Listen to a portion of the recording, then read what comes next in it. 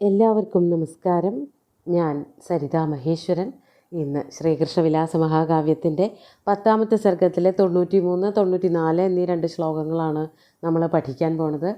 2 ശ്ലോകങ്ങളിലും ഉപജാതി വൃത്തമാണുള്ളത്. ഇവിടെ സന്ധ്യാവർണ്ണന, രാത്രി വർണ്ണന, നിലാവിൻ്റെ വർണ്ണന, സ്ത്രീ പുരുഷന്മാരുടെ മേളനം ഇതൊക്കെ കഴിഞ്ഞു. ഇനി അടുത്തതായിട്ട് സൂര്യൻ ഉദിച്ചു എന്ന് പറഞ്ഞു. ഭഗവാന്റെ വിവാഹത്തിനുള്ള പുറപ്പാടൊക്കെ ആവാറായി. അതെന്തൊക്കെയാണെന്നാണ് കവി പറഞ്ഞു തുടങ്ങുന്നത്. നമുക്ക് 93ാമത്തെ ശ്ലോകം ആദ്യം നോക്കാം. ഉപാസ്യ സന്ധ്യാമുദിതേ ഖരാംശൗ തൃണായ മത്വാ രിപുരാജലോകം സംഭാഷമാണഃ സഹ ലബ്ധവർണ്ണൈ ദേവസഭായാം നിഷസാദ ശൗരി. ആദ്യം പദച്ഛേദം പറയാം. ഉപാസ്യ സന്ധ്യാം ഉദിതേ ഖരാംശൗ തൃണായ മത്വാ രിപുരാജലോകം സംഭാഷമാണഃ സഹ ലബ്ധവർണ്ണൈഃ ദേവ സഭായാം നിഷസാദ ശൗരി. ഇവിടെ ഭഗവാൻ എല്ലാ യാദവന്മാരോടും കൂടി ഇരുന്നു എന്നാണ് പറയണത്. ദേവ ശൗരി. ആ ശൗരിയാകട്ടെ, ശ്രീകൃഷ്ണ ഭഗവാനാകട്ടെ, ഉദിതേ ഖരാംശൗ. ഖരാംശു കഴിഞ്ഞ ദിവസം പറഞ്ഞതാണ് സൂര്യൻ, തീക്ഷ്ണമായിട്ടുള്ള അംശുക്കളോട് കിരണങ്ങളോട് കൂടിയവൻ. ആ സൂര്യൻ ഉദിച്ചപ്പോൾ ഉദിതേ ഖരാംശൗ, സതിസപ്തമിയാണ്. സന്ധ്യാം ഉപാസ്യ. സന്ധ്യകൾ വരുമ്പോൾ അതിനെയൊക്കെ സന്ധ്യാവന്ദനം ചെയ്യണം. രാവിലെ, ഉച്ചയ്ക്ക്, വൈകുന്നേരം എല്ലാം സന്ധ്യകളുണ്ട്, ത്രിസന്ധ്യകൾ. ആ 3 സന്ധ്യകളെയും ഉപാസന ചെയ്യണം, വന്ദിക്കണം എന്നുള്ളത് നിയമമാണ്. അതുകൊണ്ട് ഭഗവാൻ എന്ത് ചെയ്തു? രാവിലെ തന്നെ സൂര്യൻ ഉദിച്ചു എന്ന് വന്നപ്പോഴേക്കും, എന്ന് കണ്ടപ്പോഴേക്കും സന്ധ്യാവന്ദനം നടത്തി. രാത്രി കഴിഞ്ഞ് പകലിലേക്ക് വന്നു, പകലായി എന്നുള്ള സന്ധ്യ, ഉഷസന്ധ്യ. ആ സന്ധ്യയെ ഉപാസിച്ചിട്ട് സന്ധ്യാവന്ദനമൊക്കെ ചെയ്തിട്ട് സന്ധ്യാം ഉപാസ്യ രിപുരാജലോകം തൃണായ മത്വ. അതിനുശേഷം ഭഗവാന്റെ ആരാധനകളൊക്കെ കഴിഞ്ഞിട്ട് ആ മാനസികാവസ്ഥ പറയാണ്. രിപുരാജലോകം, രിപുക്കളുടെ രാജാക്കന്മാർ, രിപുക്കളാകുന്ന രാജാക്കന്മാർ, രിപുരാജാക്കന്മാർ അല്ലെങ്കിൽ രിപുരാജാഹ, അവരുടെ ലോകം എന്ന് പറഞ്ഞാൽ കൂട്ടം. ശത്രുക്കളുടെ ഒരു കൂട്ടം തന്നെ വരുമല്ലോ. അതായത് രുക്മിണി സ്വയംവരത്തിന് വരണവരെല്ലാവരും ശ്രീകൃഷ്ണൻ്റെ സുഹൃത്തുക്കളൊന്നുമല്ല. പലതരത്തിലുള്ള രാജാക്കന്മാരുണ്ടാവും. പ്രത്യേകിച്ച് ശിശുപാലൻ വരുന്നുണ്ടെന്ന് പറഞ്ഞാൽ ശിശുപാലൻ്റെ കൂട്ടുകാരായിട്ടുള്ള ജരാസന്ധനെ പോലെയുള്ളവരൊക്കെ വരുന്നുണ്ട്, അല്ലെങ്കിൽ അവരുടെ സുഹൃത്തുക്കളൊക്കെ വരുന്നുണ്ടാവും. അവരൊക്കെ ശത്രുക്കളാണ്.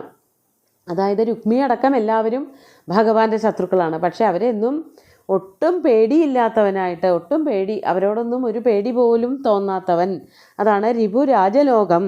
ശത്രു രാജാക്കന്മാരെയൊക്കെ തന്നെ തൃണായ മത്വ, പുല്ലുപോലെ അവഗണിച്ചിട്ട്, ആര് വന്നാലും തനിക്കൊരു പേടിയുമില്ല, താൻ വേണ്ട പോലെയൊക്കെ ചെയ്യും എന്നുള്ള ആ ഒരു മാനസികാവസ്ഥയോട് കൂടിയിട്ട് തൃണായ മത്വ സഹ ലബ്ധവർണ്ണൈഹി സംഭാഷമാണ്. ലബ്ധവർണ്ണൈഹി എന്ന് പറഞ്ഞാൽ അവിടെയുള്ള തന്നോടൊപ്പമുള്ളവർ, ഒരേ ജാതിയിലുള്ളവർ എന്നൊക്കെ പറയാം. അതാണ് യാദവന്മാർ എന്നർത്ഥം പറഞ്ഞത്. അതാണ് ലബ്ധവർണ്ണൈഹി. യാദവ ജാതിയിൽപ്പെട്ടവരോട്, ആ കുലത്തിൽ തന്നെ പിറന്നിട്ടുള്ള ആൾക്കാരോട് സംഭാഷണം ചെയ്തുകൊണ്ട്, സംഭാഷമാണ് വർത്തമാനങ്ങൾ ഓരോന്ന് പറഞ്ഞുകൊണ്ട്, തലേ ദിവസത്തെ കഥയോ അവർ യാത്ര ചെയ്തു വന്നപ്പോഴത്തെ കഥകളോ, അതല്ലെങ്കിൽ വരാൻ പോകുന്ന രുക്മിണി സ്വയംവരത്തിലെ സംഭവങ്ങൾ എന്തൊക്കെയാവും എന്നുള്ളതിനെ പറ്റിയൊക്കെ സംസാരിച്ചുകൊണ്ട് സംഭാഷമാണ് സഭായാം നിഷസാദ. അങ്ങനെയൊക്കെ പറഞ്ഞുകൊണ്ട് സഭയിൽ അങ്ങനെ വാണരുളി ഇരുന്നു എന്നർത്ഥം.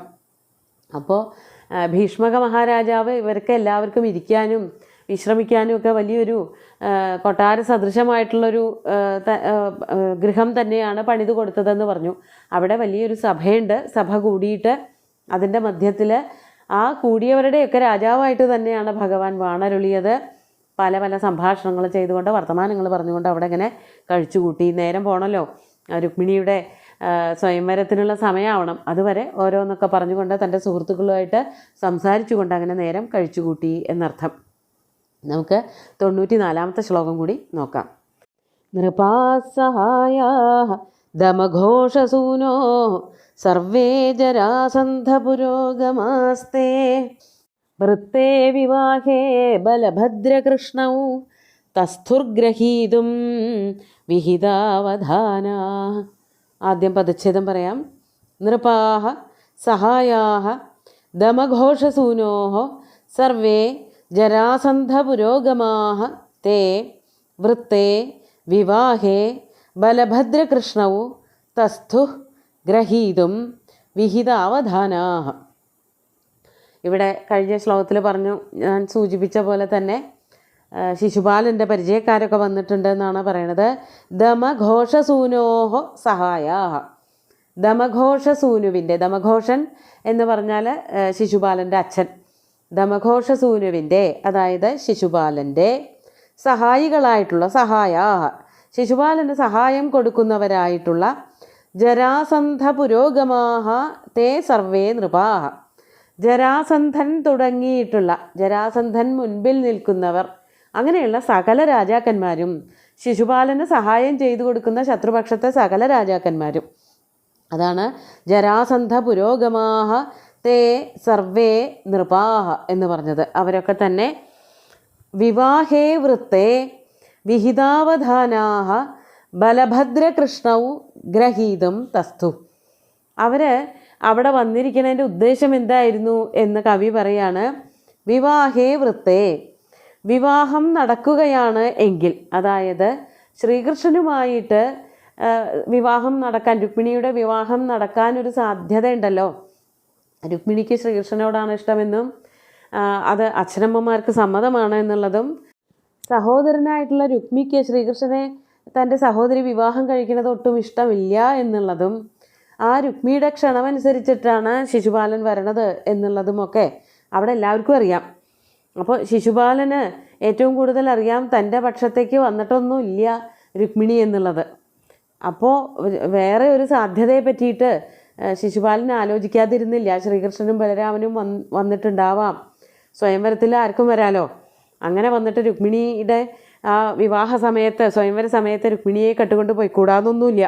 അപ്പോൾ പല തരത്തിലുള്ള ചിന്തകളും ശിശുപാലൻ്റെ മനസ്സിലുണ്ടായതുകൊണ്ട് വിവാഹം നടക്കുകയാണെങ്കിൽ തന്നെ വിവാഹേ വൃത്തേ വിഹിതാവധാനാഃ, വിഹിതാവധാനന്മാരെന്ന് പറഞ്ഞാൽ അവധാനം ശ്രദ്ധ കൊടുത്തുകൊണ്ട്, എല്ലാ ദിക്കിലേക്കും നോക്കിക്കൊണ്ടും ശ്രദ്ധിച്ചുകൊണ്ടും, ആരെങ്കിലും വരുന്നുണ്ടോ, അതായത് രുക്മിണിയുടെ കൊട്ടാരത്തിലേക്ക് ആരെങ്കിലും എത്തുന്നുണ്ടോ എന്നുള്ളതൊക്കെ സദാ നോക്കിക്കൊണ്ട് സൂക്ഷ്മ പരിശോധന നടത്തിക്കൊണ്ട് കുറേ സുഹൃത്തുക്കൾ, ശിശുപാലൻ്റെ കൂട്ടുകാരൊക്കെ അവിടെ വന്ന് തമ്പടിച്ചിരുന്നു. അതാണ് വിഹിതാവധാനാഃ.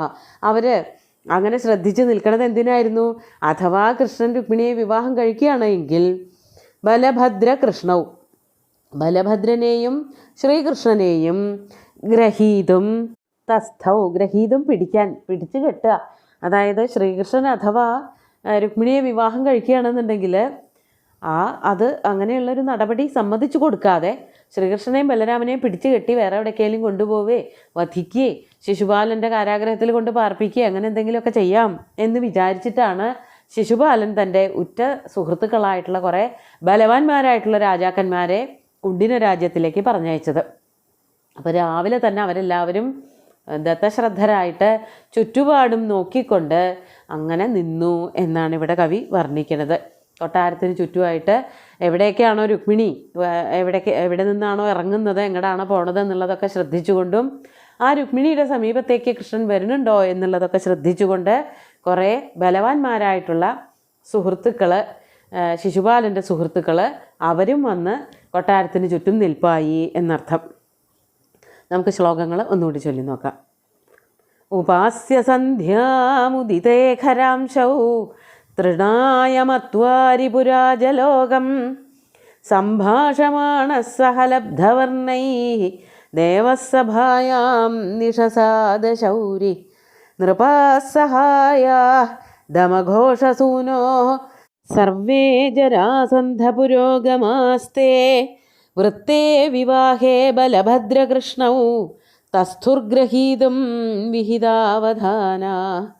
അങ്ങനെ അവരെല്ലാവരും ശ്രീകൃഷ്ണനെയും ബലരാമനെയും ഉറ്റുനോക്കിക്കൊണ്ട് വരുന്നുണ്ടോ എന്നുള്ളത് നോക്കിക്കൊണ്ട് നിൽപ്പായി എന്നാണ് കവി വർണ്ണിച്ചിരിക്കുന്നത്. ഇനി എന്തൊക്കെയാണ് സംഭവിക്കാൻ പോണത്, രുക്മിണിയുടെ കാര്യങ്ങൾ എന്തൊക്കെയാണെന്നുള്ളതൊക്കെ അടുത്ത ശ്ലോകങ്ങളിൽ പറയും. സുന്ദരമായിട്ടുള്ള 2 ശ്ലോകങ്ങളും ഭഗവാന്റെ കാൽക്കൽ അർപ്പിച്ചുകൊണ്ട് ഗുരുവായൂരപ്പനെ സാഷ്ടാംഗം നമസ്കരിച്ചുകൊണ്ട് എല്ലാവർക്കും ശുഭദിനം നേർന്ന് നിർത്തട്ടെ. നന്ദി.